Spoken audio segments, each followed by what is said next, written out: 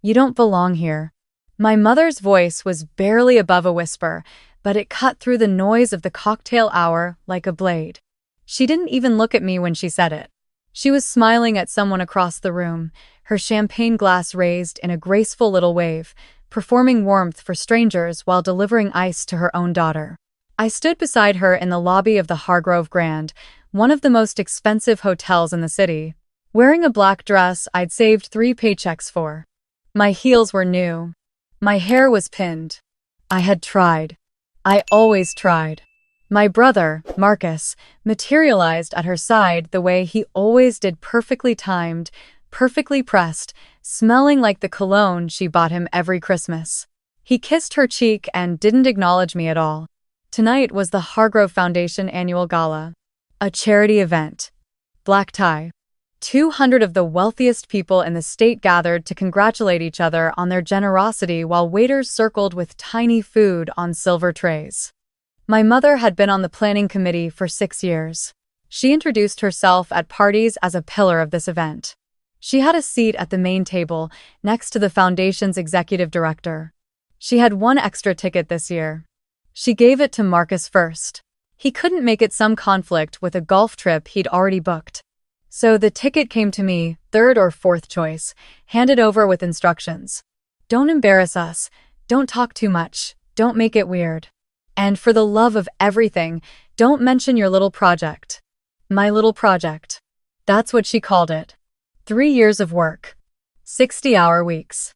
A platform I had built from a rented desk in a co-working space with a broken heater, surviving on coffee and the kind of stubbornness that only grows when enough people tell you that you can't. The Hargrove Foundation was one of the organizations my platform served.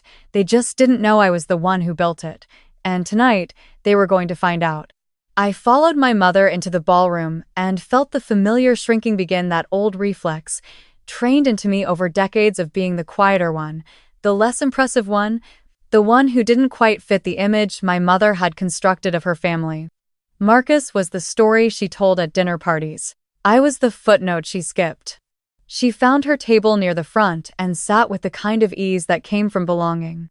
I took the seat beside her and unfolded my napkin across my lap and watched the room fill with people who all seemed to know each other's names. A woman in emerald green leaned across the table and touched my mother's hand. "Your son couldn't make it?" My mother smiled. "Golf. You know how it is." She gestured vaguely in my direction. "My daughter came instead." The woman in green looked at me with polite, minimal interest. How nice. That was the whole of it. My introduction. My daughter came instead. I reached for my water glass and focused on the centerpiece white orchids, very expensive, and let the sting pass through me the way I'd learned to do. You stop fighting the small moments eventually. You save your energy for what matters. The program began at 7. A welcome from the foundation's chairman, then a short film about the year's initiatives, then dinner, then the keynote. I'd read the schedule 3 times. I knew exactly when my part was coming. What I hadn't told my mother, what I hadn't told anyone in my family, was that 6 weeks ago, I had received an email from the Hargrove Foundation's Director of Innovation. They wanted to feature my platform, Connect Bridge, as the centerpiece of their annual keynote. Connect Bridge had spent the last 18 months quietly routing volunteer hours, in-kind donations, and grant funding between nonprofits and corporate partners across 11 states. The foundation had used it to increase their grant distribution efficiency by 43%. They called it the most impactful operational tool they'd adopted in a decade. They wanted me to speak. They wanted to give me the Innovation in Philanthropy Award. They wanted to put my name on a screen in front of 200 people, including, as it turned out, my mother. I had said yes. Obviously, I had said yes. And then I had kept it entirely to myself, because I needed to see it. I needed to see the moment her face changed.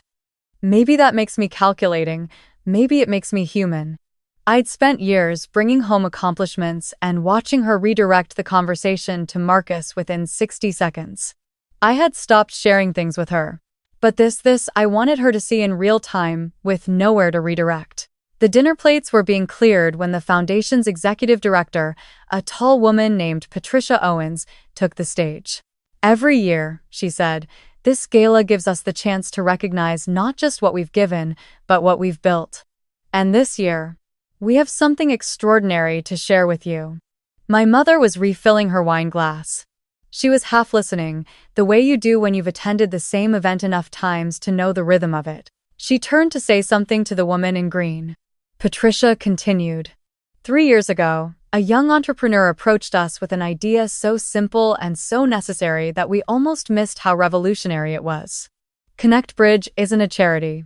It's infrastructure.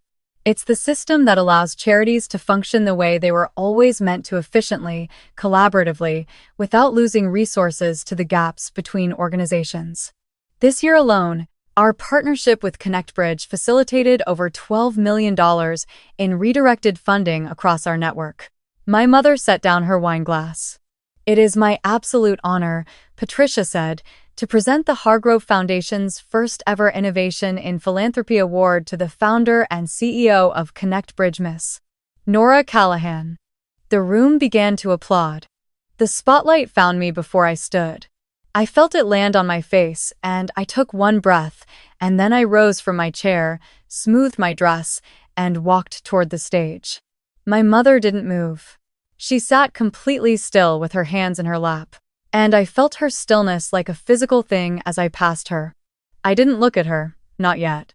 Patricia met me at the podium with a handshake and a crystal award that caught the light and threw small rainbows across the front tables. The applause continued. 200 people, standing. Some of them. Most of them, actually. I looked out at the room and felt something rise in my chest that I hadn't expected, not triumph exactly. Something quieter. Something that felt like finally. I set the award on the podium and leaned toward the microphone. Thank you, I said. And then I paused, because the words I had planned felt different now that I was standing here. I want to say something that isn't in my prepared remarks. A ripple of attentive silence.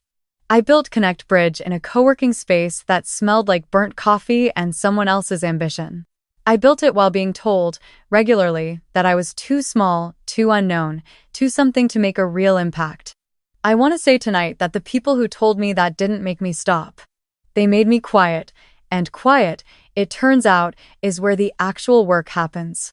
So if there's anyone in this room who has been asked to sit down and stay small, I just want you to know that the gap between where they see you and where you actually are is exactly the space where you build something that matters. The applause that came back was not polite. It was genuine and warm, and it lasted longer than I expected. When I walked back to my table, I finally looked at my mother. She was clapping.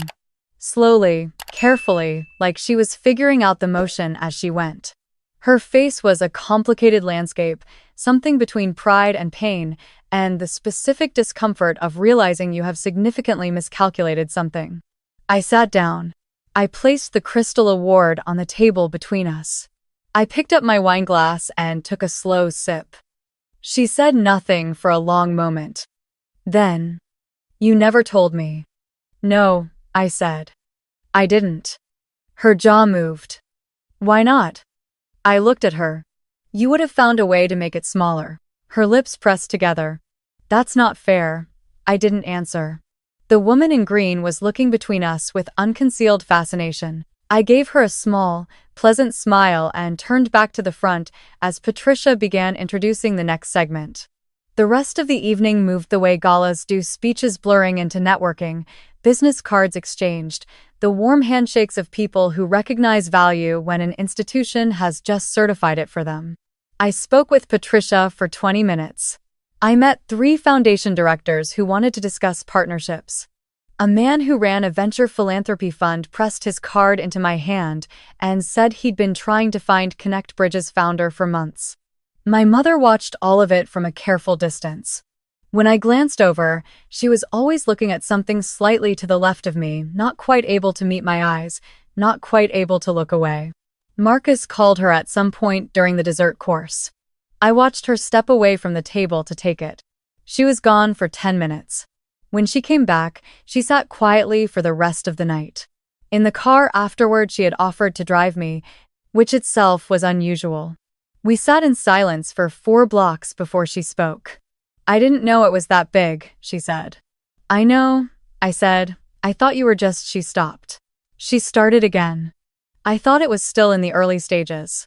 It's been generating revenue for 2 years, I said. Not unkindly, just factually. She kept her eyes on the road. Why didn't you tell me when it started doing well? I thought about that. About all the Sunday dinners where I had started to say something and felt the air go out of the room before I finished the sentence. The way her attention sharpened when Marcus mentioned a promotion at his firm but softened, unfocused, when I talked about my work. The time I'd sent her an article, a small one, local business journal, and she'd texted back a single, "Great, sweetie," and then called Marcus to tell him about his new apartment. Because, I said, you never really asked. She didn't respond. We drove the rest of the way in silence. When she pulled up in front of my building, she put the car in park and held the steering wheel with both hands. I'm proud of you, she said finally. The words came out careful and effortful, like they had to climb over something to get out. I nodded. Thank you. I got out of the car. I carried the Crystal Award up to my apartment and set it on my kitchen counter and stood there in my heels for a moment, looking at it, and felt something I couldn't quite name. Not satisfied, not sad. Something in between, something that needed time. She texted me that night. Just, I love you. Good night. I read it twice and set my phone down and went to bed. The weeks that followed were strange and new. My phone rang with numbers I didn't recognize, nonprofit directors, journalists covering the philanthropy tech space, a podcast host who wanted to do a full episode on ConnectBridge's model. Patricia Owens connected me to the foundation's national board, and by the end of the month, I was in conversations about a partnership that would expand my platform's reach to 22 states. My mother texted more frequently. Not every day, but more than before. Small things. An article she thought I might like. A question about how I was doing. Once, a voice memo. I never do these, she said at the start of it, her voice a little uncertain, but I heard something on the radio this morning, and it made me think of you. I listened to it 3 times. She didn't call. Not for a while. And I didn't push. Some distances close slowly, or they don't close at all, and I had stopped needing it to happen on my timeline. Then one Saturday morning, about 6 weeks after the gala, she showed up at my apartment door. She was holding a container of homemade soup. She was not a person who made soup. She cooked occasionally holidays, birthdays, but soup on a Saturday morning was not a thing she did. I made too much, she said, which we both understood was not the real sentence. I let her in. I made coffee. We sat at my small kitchen table with the Crystal Award still on the counter. I hadn't moved it, and she looked at it for a long time without saying anything. Finally, she said, I called Marcus. Okay, I said.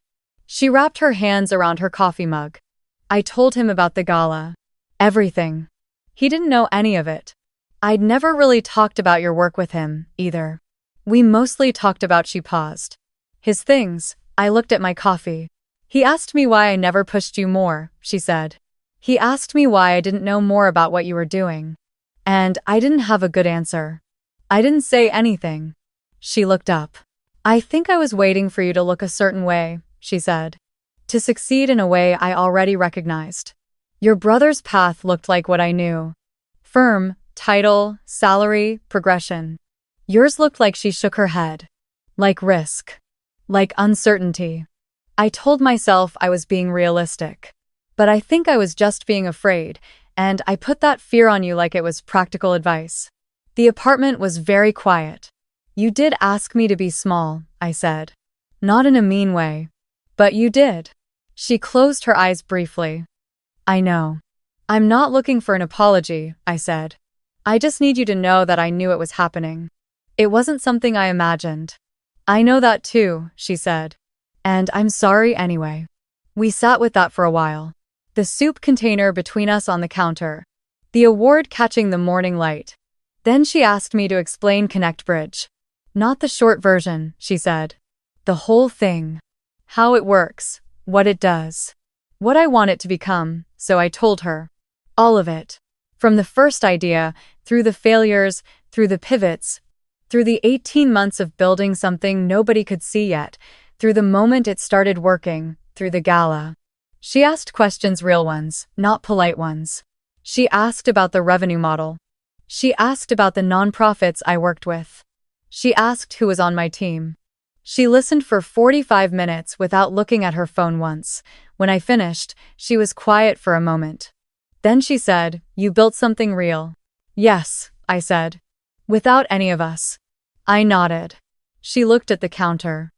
Her voice, when it came, was smaller than I'd ever heard it. "I'm sorry it took a spotlight for me to see it." I thought about what to say. About how I'd spent years calibrating the right response to moments like this, the bracing reply, the closed door, the careful nothing. But I was tired of calibrating. And something in me had shifted since the gala, not because of the award. Not because of the room full of applause.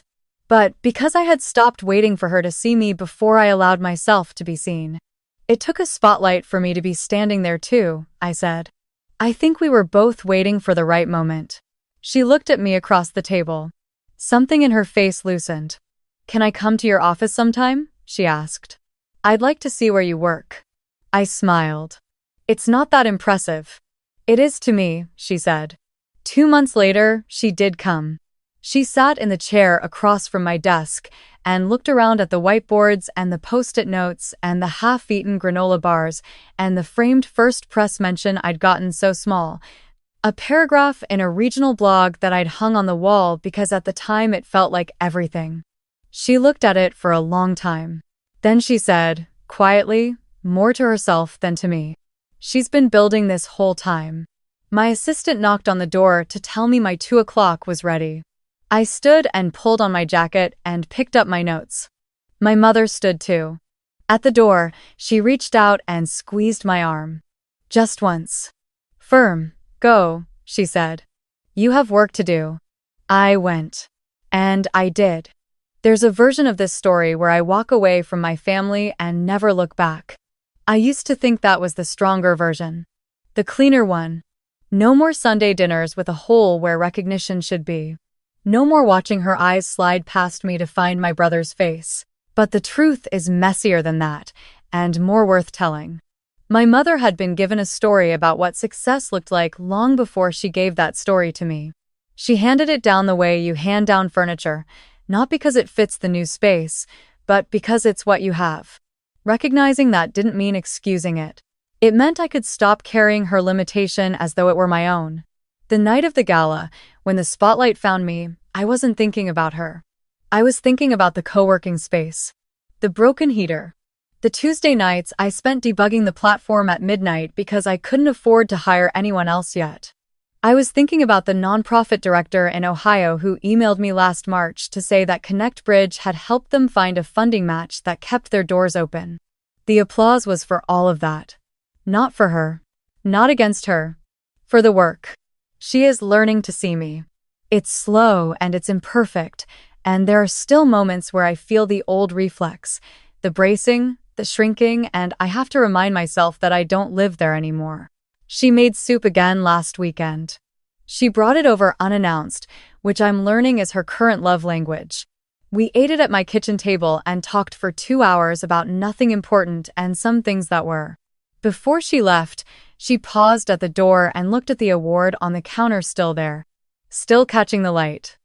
"You should put that somewhere more visible," she said. I laughed. "It's fine where it is." She smiled, a little uncertain, a little new.